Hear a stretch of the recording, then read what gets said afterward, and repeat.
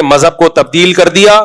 مذہبی لوگ آپ کو لڈو کھانے والے, حلوے مانڈے کھانے والے, رسگلے کھانے والے اتنے ملیں گے کہ اب اگر کوئی مولوی بیچارہ میٹھا نہیں کھاتا, لوگ حیران ہوتے ہیں, یار آپ کیسے مولانا صاحب ہو, آپ رسگلہ نہیں کھا رہے. لوگ حیران ہوتے ہیں, بھائی یہ مولانا صاحب ہیں, یہ میٹھا ہی نہیں کھا رہے, یہ مولانا صاحب ہیں, یہ بکرا نہیں کھا رہے. تو یہ عجیب سا ہو گیا ہے. تو یہ ان لوگوں کا قصور ہے جنہوں نے مذہب کو غلط رخ بنا کے پیش کیا ہے. تو اللہ تعالی ہمیں انسان کا بچہ بنانے کے لیے کہ تمہاری کنٹرولنگ پاور بڑھے, تمہیں اپنے آپ پہ کنٹرول کرنا آئے, تو رمضان میں ایک پریکٹس کرائی جاتی ہے کہ کم بختو کچھ کھانے پہ ہاتھ روکنا سیکھو. لیکن ہم سے بڑا ڈھیٹ اس کائنات میں کوئی پیدا نہیں ہوا. آپ رمضان سے پہلے اپنا وزن کرو اور چاند نظر آنے کے بعد آپ اپنا وزن کرو. آپ اگر رمضان سے پہلے 70 کلو کے تھے تو چاند رات کو 170 کلو کے ہو چکے ہو گئے. آپ سمجھ آ رہی ہے؟ چاند رات کو کتنے ہو چکے ہو گئے؟ 170 کے. کیونکہ جو کیفیت اس وقت چل رہی ہوتی ہے نا ہماری افطاری میں, دسترخوان ہمارے شر سے بچ جائے, یہ بس میں نہیں ہوتا کہ پکوڑوں کے ساتھ ہم پلیٹیں بھی کھا جائیں.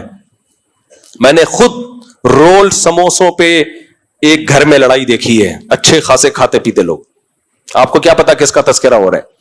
شور شرابہ ہوا افطاری کے ٹائم پہ, مار کٹائی ہو رہی ہے. ابے ہوا کیا ہے؟ رول کم پڑ گئے تھے. تو مجھے پتا چلا کہ رول کا بہت بڑا رول ہے سولو صفائی میں. رول کا بہت بڑا, رمضان میں دسترخوان پہ رول کا بہت بڑا رول ہے سب کو جوڑنے میں. اس لیے اتنے رول منگوایا کریں کہ سب کے لیے کم سے کم 2 تو آئیں. سمجھ رہے ہو؟ اگر پیسے نہیں ہے تو پھر منگوائے ہی نہیں. تو بھائی رمضان میں ایک کام کر لو, کم کھانے کی عادت ڈال دو. کیا کر لو؟ ہاں, ایک اہم بات, یہ میڈیکل سائنس کا ٹاپک ہے, یہ میرا ٹاپک ہے نہیں, لیکن کچھ میڈیکل سائنس کی باتیں ایسی ہیں جو متفقن علیہ ہیں, یعنی سب ڈاکٹر کہتے ہیں, تو مجھے بیان کرنے میں وہ حرج نہیں ہے, اس کے لیے کوئی راکٹ سائنس نہیں چاہیے. کم کھانے کا مطلب کیا ہے؟ کھانے کی کوالٹی بڑھاؤ, کوانٹٹی نہیں بڑھاؤ. کیا بڑھاؤ کھانے کی؟ بولو, کوالٹی. ہم کوانٹٹی کو فوکس کر رہے ہیں, اتنا کھا گیا. صحیح ہے نا؟ یہ اللہ نے بہترین موقع دیا ہے کہ رمضان میں آپ کھانے کی کوانٹٹی کے بجائے کیا بڑھا دیں؟ کوالٹی بڑھ. گوشت, انڈے, یہ چیزیں کھائیں زیادہ. ڈرائی فروٹ, جو مالدار لوگ ہیں وہ ڈرائی فروٹ کھا سکتے ہیں, گوشت انڈے زیادہ کھا سکتے ہیں. وہ جو غریب لوگ ہیں تو ایسی سستی خوراکیں بھی ہیں جو کوالٹی کے لحاظ سے بہت اچھی ہیں. 3 چیزیں کم کریں, روٹی, چاول اور یہ جو تلے ہوئے آلو ہوتے ہیں نا, تلی ہوئی چیزیں, ان کو کم کریں. جبکہ ہم رمضان میں یہ چیزیں بڑھا دیتے ہیں.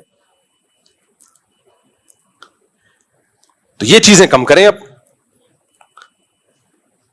ماہرین آج کل انڈوں کے بارے میں کیا کہہ رہے ہیں؟ آپ 5-6 انڈے بھی کھا لو, کچھ نہیں ہوتا روزانہ. اور انڈا سستی خوراک ہے, غریب آدمی بھی کھا سکتا ہے. انڈے بڑھائیں اپنی خوراک میں, دیسی انڈے مل جائیں تو نور اللہ نور. ہم نے تو 50 مرغیاں پالی ہوئی الحمدللہ. تو دیسی انڈے بڑھائیں اپنی, تلے ہوئے نہیں ہو, دیسی انڈے بڑھائیں اپنی. اب یہ تو آپ کو ڈاکٹر پلان بنا کے دے گا کیا کھانا ہے, میں تو آپ کو یہ بتا دیتا ہوں کیا نہیں کھانا ہے. افطاری میں شربت, بولو.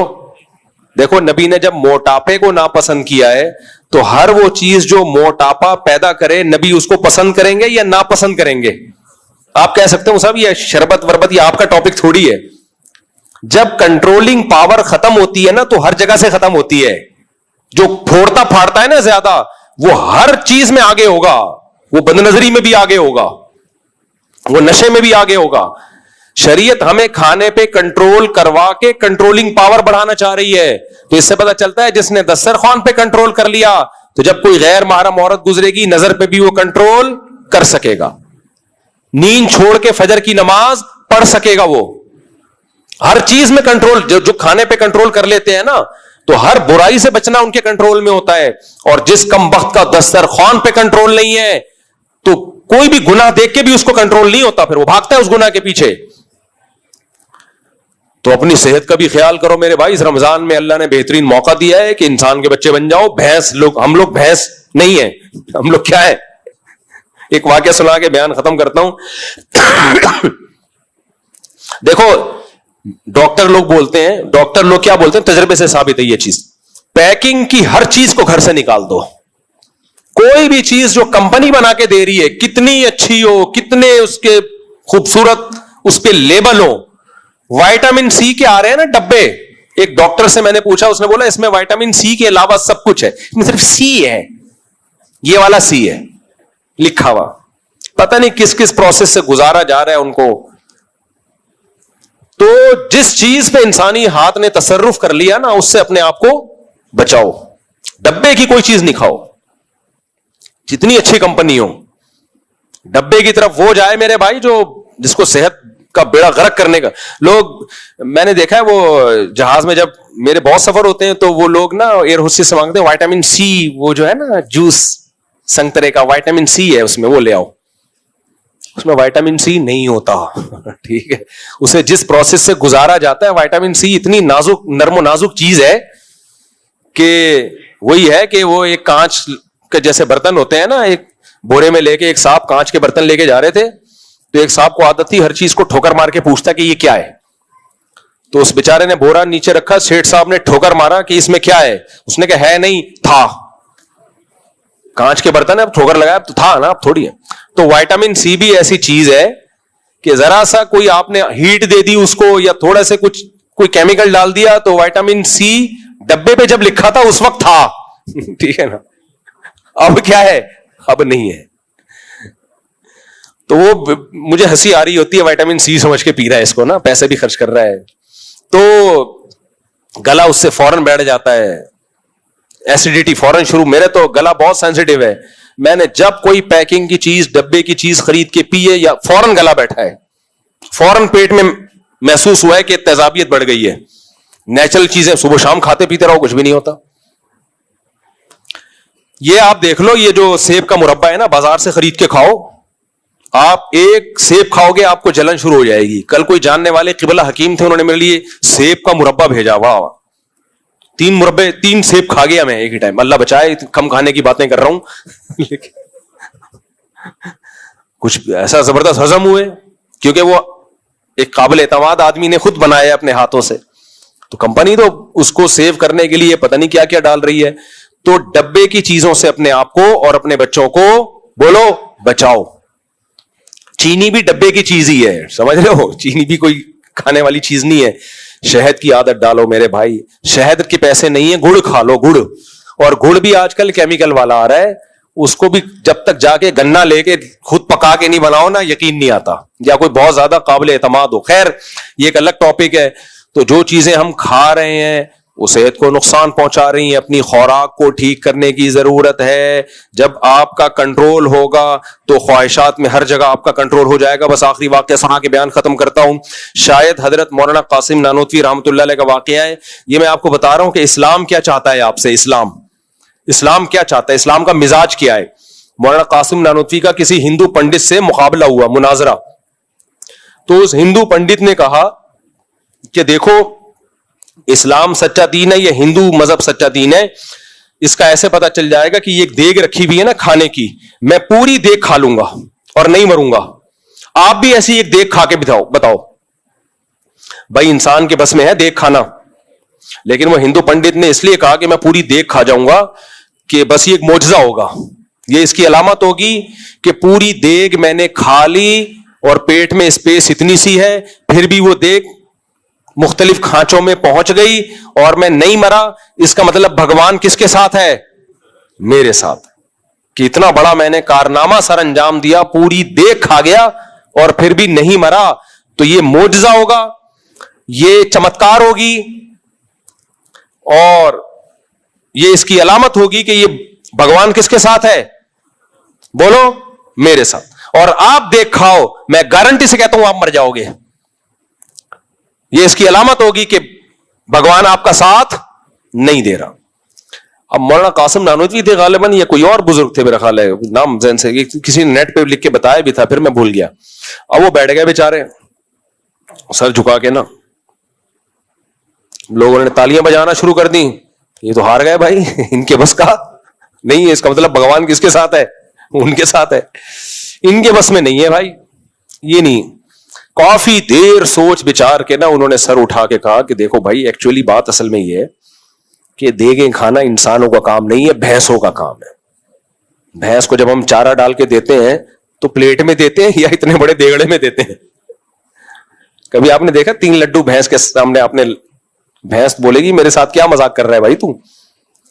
تو یہ جو اتنے بڑی بڑی دیگیں کھانا, یہ بھینسوں کا کام ہے, یہ انسانوں کا کام نہیں ہے. انسان میں اللہ نے خواہشات کو کنٹرول کرنے کی طاقت رکھی ہے. میں 1 ہفتہ کھائے پیے بغیر رہ کے دکھاتا ہوں, تو بھی 1 ہفتہ رہ کے دکھا. سمجھ میں آ رہی ہے بات؟ میں 1 ہفتہ کھانے اور پینے پہ کنٹرول, مجھے پیاس لگے گی نہیں پیوں گا پانی, بھوک لگے گی کھانا نہیں کھاؤں گا, تو بھی 1 ہفتہ یہ کر کے دکھا دے. جس نے کر لیا اس کی علامت اس کا دین سچا ہے. تو اسی وقت مناظرہ ہار گیا اس نے, نہیں ہو سکتا بھائی. تو اب آپ کو اسلام کا فلسفہ سمجھ میں آیا؟ جو کھائے پیے بغیر گزارا کر لے وہ اچھا مسلمان ہے. جس کمبخت کو ایک دن کا ناشتے کا ناغہ ہو جائے اور پاگلوں کی طرح سر دیوار پہ کوٹنے لگے, پھوڑنے لگے. ہم جب چھوٹے بچے تھے, جب گھر میں آتے تھے, مجھے اپنے اسکول کا زمانہ یاد ہے کہ جب گھر میں آتے تھے پوچھتے تھے کیا پکا ہے. اگر ہماری اماں نے کہہ دیا نا ابھی پکنے میں آدھا گھنٹہ باقی ہے, کھانا پک رہا ہے آدھا گھنٹہ, میں پلیٹیں اٹھا اٹھا کے پڑوسیوں کے یہاں پھینکتا تھا. سمجھ رہے؟ اور ایسے دروازہ نہیں یوں پکڑتا تھا, دوڑ کر کے مارا. دروازہ یوں لے کر گئے, بڑا زبردست طریقہ ہے یہ. دروازہ کھولا, لکڑی کا دروازہ, پھر دوڑ کر کے مارا اس کو. اس سے ایک آواز آتی تھی. یہ ہمارے احتجاج کا طریقہ ہوتا تھا. پلیٹ اٹھا کے دیوار پہ مار رہے ہیں, دوڑ دوڑ. تو بچوں پہ یہ چیزیں سوٹ کرتی ہیں. بچپنا تھا نا, کیا خیال ہے؟ بچے اس طرح کی ضد کریں, کھانا نہیں ملا, جوتے اٹھا اٹھا کے مار رہے ہیں. وہ الگ بات ہے کہ پھر ہر ایکشن کا ری ایکشن ہوتا ہے. میں نے یہ تو بتایا کہ میں کیا کرتا تھا, آگے میں یہ نہیں بتا رہا کہ میرے ساتھ میری اماں کیا کرتی تھی. پھر یہ تھوڑی بتا رہا ہوں میں. ہم تو جو پلیٹ نے دھاڑ دھاڑ کری وہ غصہ آ رہا ہے. تو بچپن میں تو ٹھیک ہے, کیا خیال ہے؟ بچپن میں ٹھیک ہے. یہ بچے تو ہوتے ہی بھائی, ان کو چیز نہ, لیکن جب انسان بڑا ہو جاتا ہے تو پھر اس کی کنٹرولنگ پاور بولو بڑھنی چاہیے. اس کھانا مل گیا ٹھیک ہے, نہیں ملا بھوکا رہو, کوئی مسئلہ نہیں ہے. ہمارے نبی صلی اللہ علیہ وسلم گھر آتے, آپ نے کیا فرمایا کہ میں نے اللہ سے دعا مانگی کہ اللہ ایک وقت کھلا, ایک وقت بھوکا رکھ مجھے, تاکہ جب کھاؤں تو شکر ادا کروں, نہ ملے تو کیا کروں, صبر کروں, صبر کا ثواب حاصل کروں. ہم تو اللہ سے دعا مانگتے ہیں, اللہ تیرے نبی کا حوصلہ تو بہت بلند تھا, ہمیں صبر والی زندگی نہیں, ہمیں تو خوشیوں والی زندگی چاہیے. ہمارا تو حوصلہ صبر کا نہیں ہے. میں بھی بیان کر رہا ہوں, لیکن ہو سکتا ہے مجھے ایک وقت کا کھانا نہ ملے, تو ہو سکتا ہے یہ سارے بیان میرے دھرے کے دھرے وہیں رہ جائیں اور میں دوبارہ وہی ایکشن شروع کر دوں, پلیٹیں اٹھا اٹھا کے مارنا. تو لیکن اللہ سے ہمیں شکر مانگنا چاہیے. اگر کوئی آزمائش آ جائے تو بریکیں فیل نہیں ہونی چاہیے. مرے گا نہیں, بغیر کھائے اتنی جلدی مرتا نہیں ہے. کھا کے مرنا آسان ہے, بھوکا رہ کے مرنا بہت مشکل کام ہے, بہت مشکل. اللہ ہمیں سمجھنے کی عمل کی توفیق عطا فرمائے. Like, comment, and subscribe.